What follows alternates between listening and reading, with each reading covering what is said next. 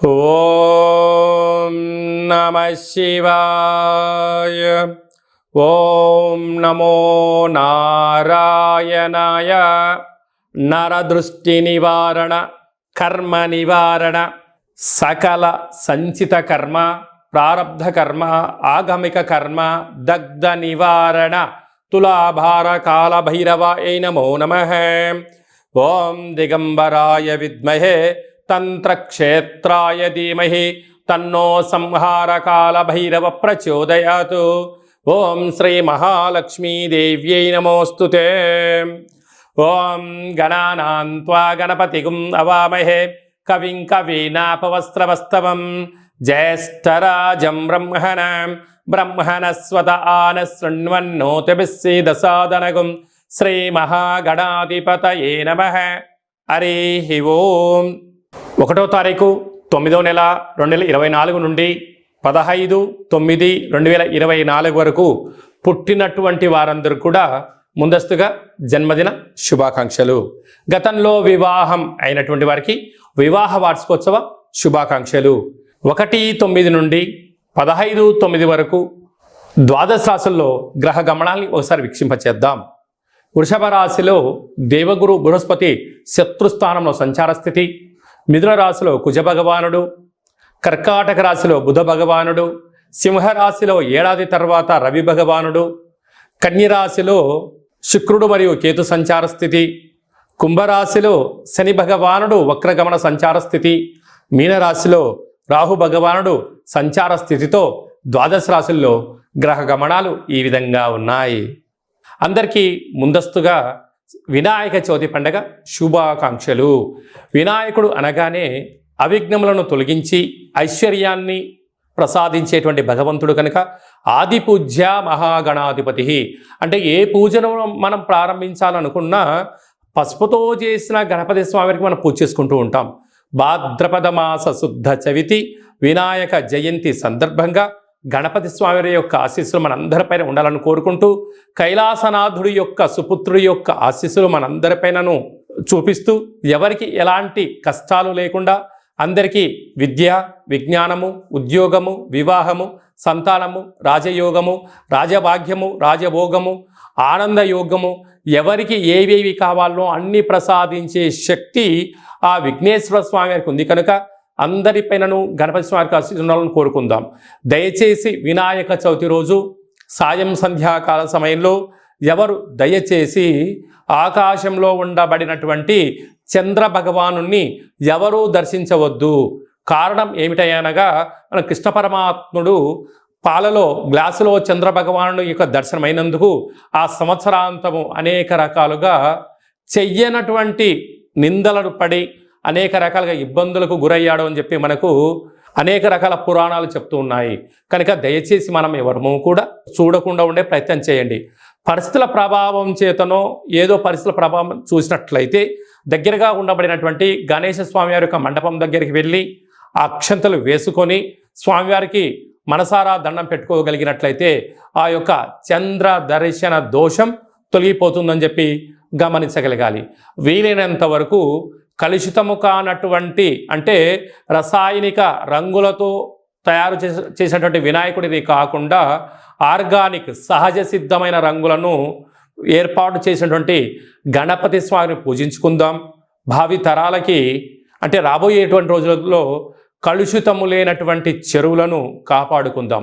ఎందుకనగా చెరువులో వేయడం వలన నీరు కలుషితం అవ్వడం, అందులో ఉండబడినటువంటి జలరాశులు అంటే చేపలు కానీ, కప్పలు కానీ, అనేక వానపాములు కానీ అవి మరణించకుండా కాపాడుకునే బాధ్యత మన అందరిపైన ఉందని చెప్పి కూడా గమనించగలగాలి. అలాగనే సంపూర్ణంగా మనము ఈ యొక్క గరికను, ఫలాలను, పత్రాలను, పుష్పాలను భక్తితో పూజ చేసుకుందాం. గణపతి స్వామికి ఆశీస్సులు పొందుదాం. అనేక మందికి ఆదర్శంగా ఉందామని చెప్పి కూడా గమనించాలి. వృశ్చిక రాశి వారు సోమవారం అమావాస్య సందర్భంగా సోమవతి అమావాస్య, మంగళవారం అమావాస్య, కాళ అమావాస్య సందర్భంగా ఎలాంటి విధులను పాటించాలో ఈ వీడియోలో సవివరంగా సంపూర్ణంగా తెలుసుకుందాం. వృశ్చిక రాశిలో ఏ నక్షత్రాలు వస్తాయనగా విశాఖ నక్షత్రంలోని చివరి పాదమైనటువంటి 4వ పాదము, అనురాధ నక్షత్రంలోని 4 పాదాలు, జ్యేష్ఠ నక్షత్రంలోని 4 పాదాలు కలిపితే వృశ్చిక రాశి.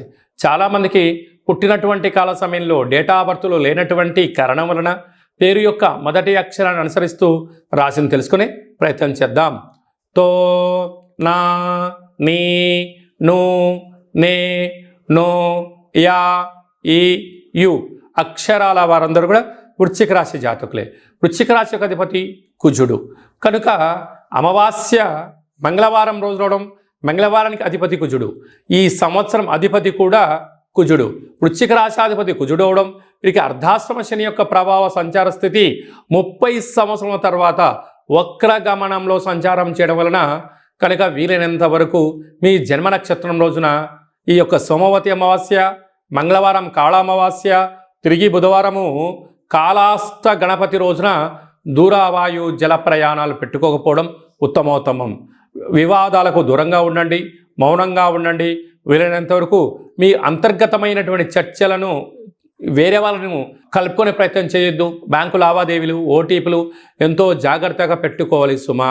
కనుక ఇలాంటి కాల సమయంలో ఇలాంటి గడ్డు కాలాన్ని మనము అధిగమించగలగాలి అన్నట్లయితే ఒక ఎర్రటి గుమ్మడికాయను కూష్మాండ దీపానంగా ఏర్పాటు చేసుకుని గరికతో నైవేద్యంగా ఏర్పాటు చేసి పసుపు ఆహారాన్ని అలాగనే పెరుగన్నాన్ని పులిహోరను నైవేద్యంగా ఏర్పాటు చేసుకొని ఎర్రటి మందార పుష్పాల చేత కానీ ఎర్రటి గులాబీలను నైవేద్యంగా ఏర్పాటు చేసుకొని సాకలి వాళ్ళకు దానం చేయగలిగినట్లయితే రుణ సమస్యలు, రోగ సమస్యలు, అంతర్గత బహిర్గతమైనటువంటి శత్రువులు సమూలంగా నివారించబడి మీరు అనుకున్న విజయం మీ సొంతం అవుతుందని చెప్పి గమనించాలి.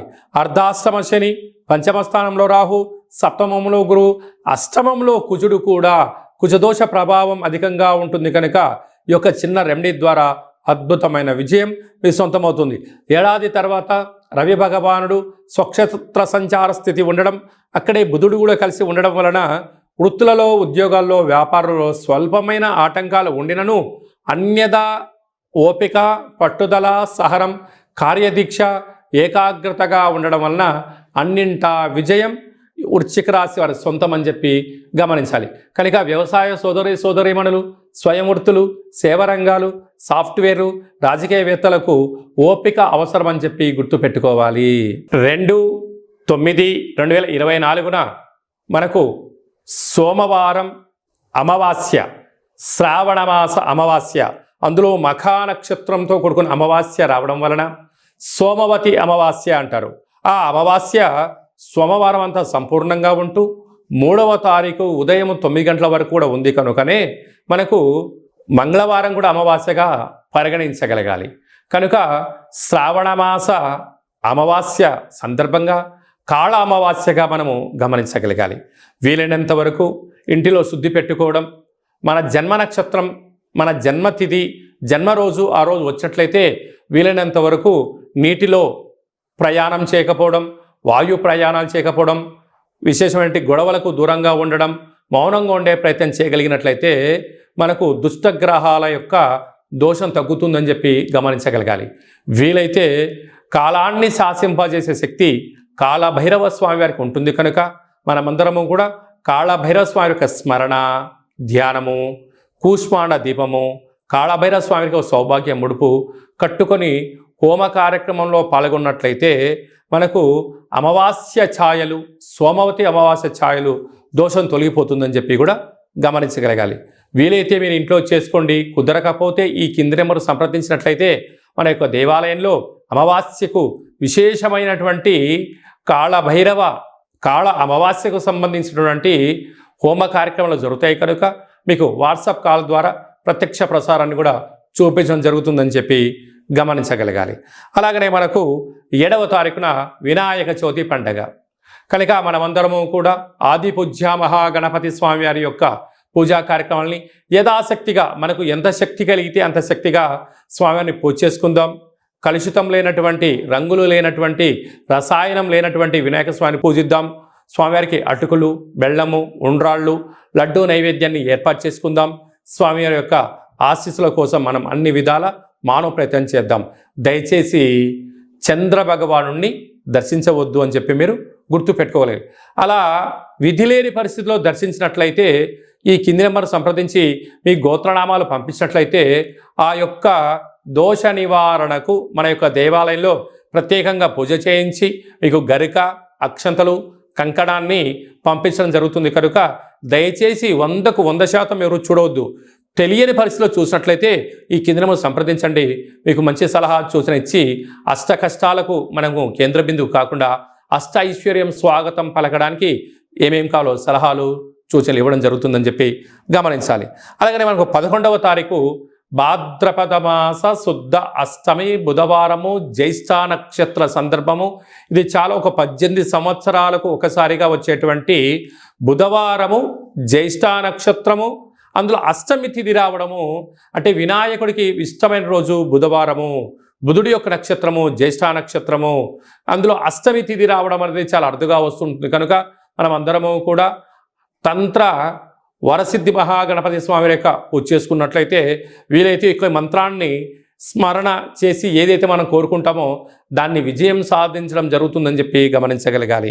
మంత్రాన్ని చెప్తాను, ఒకసారి నోట్ చేసుకోండి. ఓం శ్రీం హ్రీం క్లీం గ్లౌం గం గణపతయే వరవరద సర్వ కార్యం.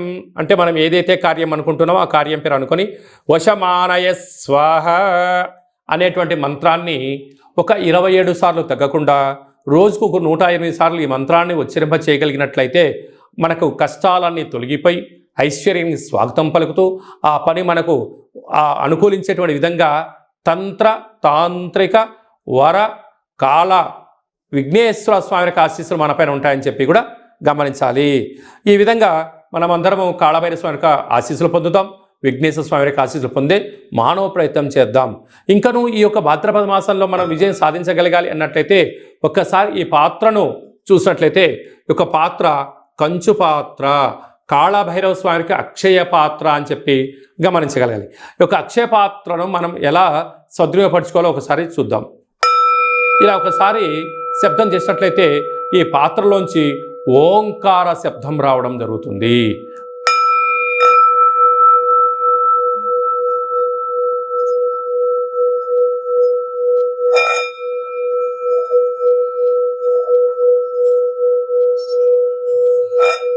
ఈ యొక్క శబ్ద తరంగాల ద్వారా మనిషి శరీరంలో ఉండబడినటువంటి 7 చక్రాలు వికసింపచేయడం, ఇంట్లో ఉండబడినటువంటి జ్యేష్ఠాదేవి బయటికి వెళ్ళిపోవడం, గ్రామంలో దేశంలో సంచరించే లక్ష్మీమాత మన గృహంలోకి గళ్ళు గళ్ళు మంటి రావడం జరుగుతుంది. ఈ యొక్క అక్షయపాత్ర, కాళభైరవ స్వామి యొక్క పిరమిడు, డాలరు, కంకణము, కాళభైరవ హోమము, 27 రకాల వస్తువులతో దిష్టి తీయించి మీకు పంపించడం జరుగుతుంది. ఒక్కొక్క నెలలో ఒక్కొక్క కాళభైరవ స్వామి వారు ఉంటారు. ఆ కాళభైరవ స్వామికి ఆశీస్సుల కోసం ప్రతి నెల మీ యొక్క గోత్రనామంతో ఇక్కడ పూజ చేయడం జరుగుతుంటుంది. కనుక మనమందరము కూడా అక్షయ పాత్రను సొంతం చేసుకుందాం, ఐశ్వర్యానికి స్వాగతం పలుకుదాం. అలాగనే మీ వ్యక్తిగత జాతకం తెలుసుకోవాలనుకుంటున్నారా? మీ పేరు, పుట్టినటువంటి తారీఖు, నెల, సంవత్సరం, సమయం రాసి మీరు వాట్సాప్ పంపించగలిగినట్లయితే సంపూర్ణంగా 100 సంవత్సరాల జాతకాన్ని వ్రాసి పంపించి మీరు పుట్టినప్పుడు గ్రహ గమనాలు ఎలా ఉన్నాయి, ప్రస్తుతం ఎలా ఉంటున్నాయి, రాబోయే కాలంలో ఎలా ఉండబోతున్నాయో సవివరంగా సంపూర్ణంగా తెలియజేయడం జరుగుతుంది.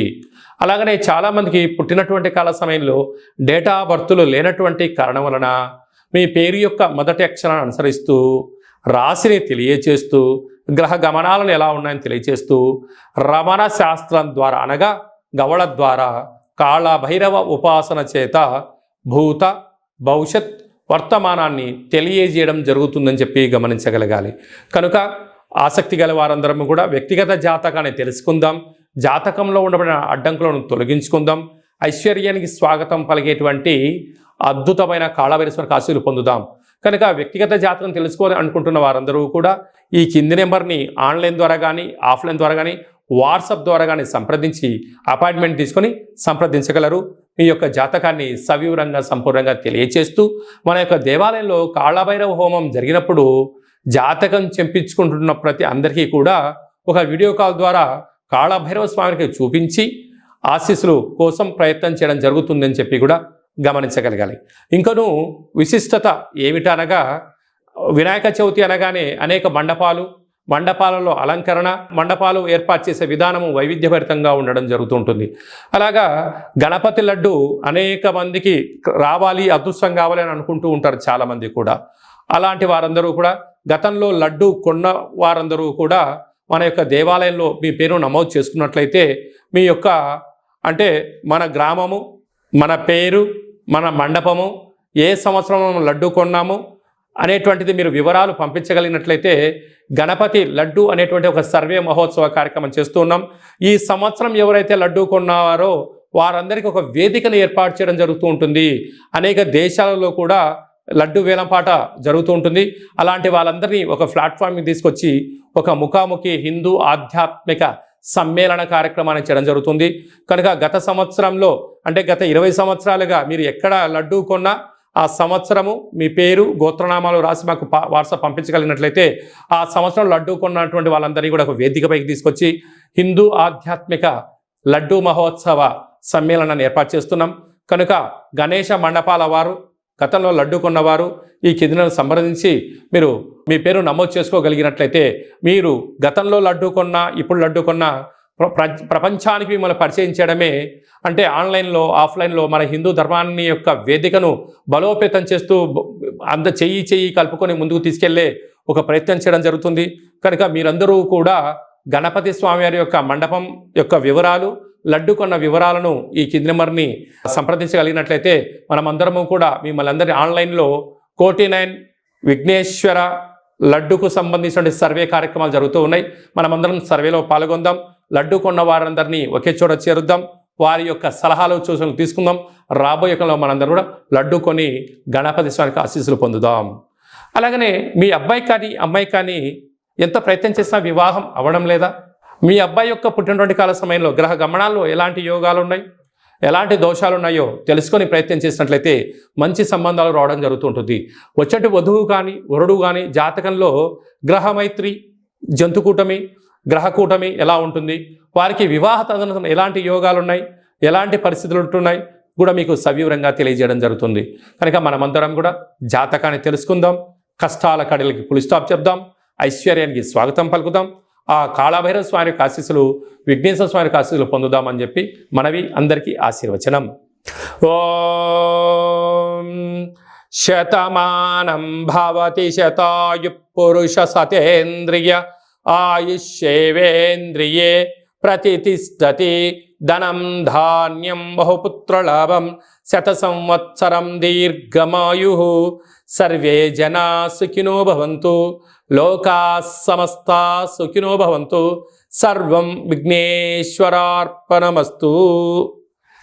ఈ వీడియో మీకు నచ్చినట్టయితే లైక్ చేయండి, షేర్ చేయండి, మా ఛానల్ని సబ్స్క్రైబ్ చేసుకోండి. అందరికన్నా ముందుగా మీ వ్యక్తిగత జాతకం మీరు తెలుసుకోవాలనుకుంటున్నారా? అందరికన్నా ముందు మీరు మంచి రోజులు, ఎలాంటి విధులు పాటించాలో తెలుసుకోవాలనుకుంటున్నట్టయితే మా యొక్క ఛానల్ని సబ్స్క్రైబ్ చేసుకున్న తర్వాత గంట సింబల్ ప్రెస్ చేయండి. ఆల్ అనే బటన్ కూడా తెలియచేయండి. ఆధ్యాత్మికమైన ఈ యొక్క కార్యక్రమాన్ని మీరు ఎవరి క్షేమమైతే కోరుకుంటున్నారో వారికి ఈ వీడియోను ఫార్వర్డ్ చేసి భగవంతుడి యొక్క ఆశీస్సులు పొందగలరు.